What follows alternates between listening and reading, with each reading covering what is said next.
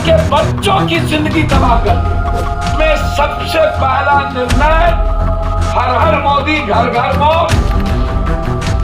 Supreme court के न्यायाधीश से जांच हो 22,000 करोड़ की घोटाले। कौन आका है जिसने रोका? हर हर मोदी घर घर मौत। और है खौफ, डर, खौफ, मौत।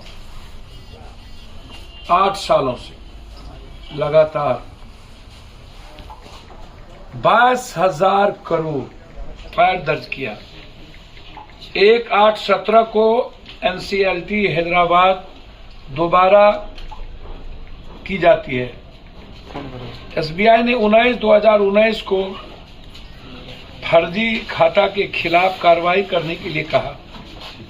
सीबीआई से दोबारा 26/8/2020 को दूसरी शिकायत एफआईआर करने को कहा। वित्त मंत्रालय को लिखा, आरबीआई को लिखा। 5 साल सीबीआई को कौन ताकत है जो रोक रही थी? इन गुजराती फ्रॉड को बचा रहा था और कौन कौन लोग इन्वॉल्व हैं, इसकी पूरी जांच सर्वोच्च न्यायालय के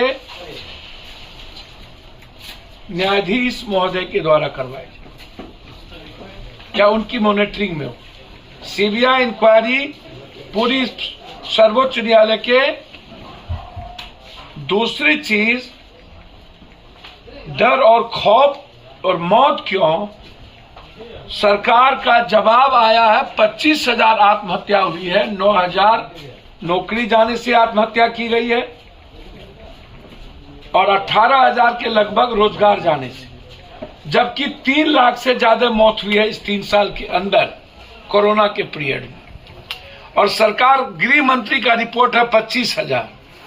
तो हर हर मोदी या घर घर मोदी, तो इसीलिए 8 साल पहले आए थे कि हर हर मोदी और घर घर मौत और घर घर डर, घर घर खौफ। राजनेताओं का बेटा या बड़े पैसे वालों का बेटा सिर्फ खेलेगा, इसके लिए बड़े जंग की जरूरत है। और हम लोग बिहार क्रिकेट एसोसिएशन के इस 20 साल के ड्यूरेशन को देखकर पूरे बिहार के हर खिलाड़ियों से हम एक ऐप बना रहे हैं सोशल मीडिया पर और राय लेंगे। और उसके बाद महाभारत से भी बड़ी जंग इस एसोसिएशन के खिलाफ होगी। छोड़ेंगे नहीं, बख्शेंगे नहीं किसी को, ये मैं आपको बता दूं। ईशान किशन के पिता ने भी आरोप लगाया है कि राजनीति होती है बीसीएम। सर, उन्होंने बिल्कुल सही कहा। निशान किशन के पिता ने ही नहीं सर, एक एक प्रतिभावान बच्चों की जिंदगी तबाह कर दिया है। बिहार क्रिकेट एसोसिएशन के 20 साल के एक एक मेंबर की संपत्ति की पूरी जांच और इसके खिलाफ जंग, जो भी पदाधिकारी है उसके खिलाफ जंग। कोर कमेटी की आज बैठक थी, उसमें सबसे पहला निर्णय हर हर मोदी घर घर मौत।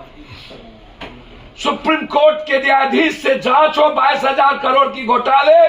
कौन आका है जिसने रोका?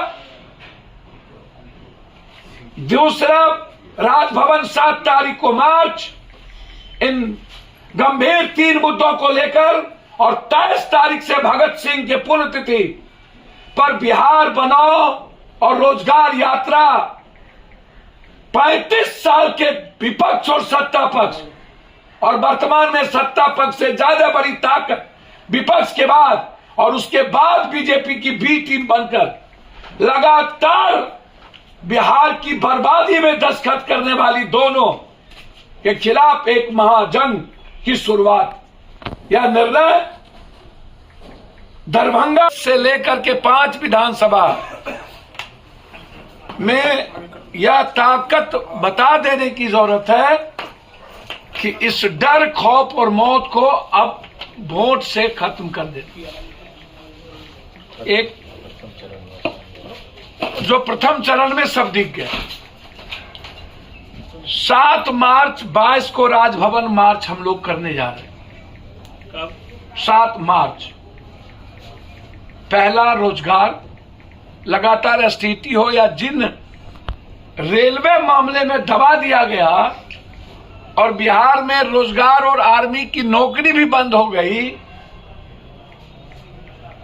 एक दूसरा, लगातार महिलाओं का शोषण, माफिया नेता और पदाधिकारियों का जमीन घोटाला, जमीन में लगातार मौत, चाहे वो दरभंगा की घटना हो, चाहे मुजफ्फरपुर की, चाहे अन्य घटना।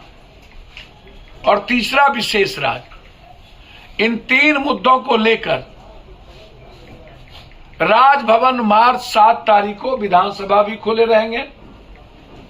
हमें किसी भी कीमत पर नेता पदाधिकारी जमीन माफिया के नेक्सस को उजागर करना है। साथ साथ हाईकोर्ट भी इन मुद्दों को लेके जाना है। 7 मार्च को रोजगार के मुद्दों पर एक बड़ा राजभवन मार्च निर्णय हमारे कोर कमेटी के नेताओं ने लिया है।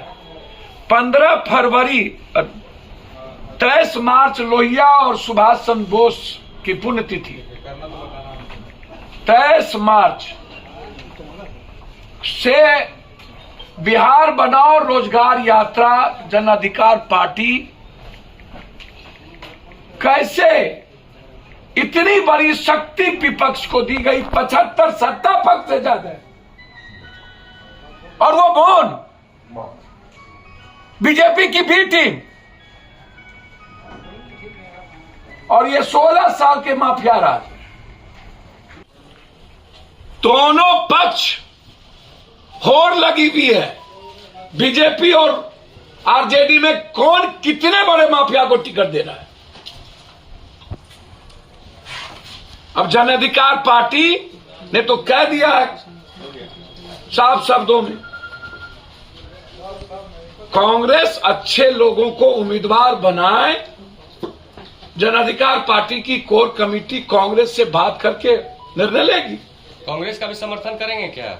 भाई, बात करने के लिए पूर्व मंत्री अखलाक अहमद साहब और रघुपति बाबू को अधिकृत कर दिया है कोर कमेटी। बात करके बिहार के एमएलसी चुनाव पर कांग्रेस से गंभीरता से बात करके आगे बढ़े। गठबंधन करेगी या समर्थन करेगी कांग्रेस? सर, ये निर्णय लेना है इन 2 व्यक्ति को कांग्रेस से वार्ता के बाद।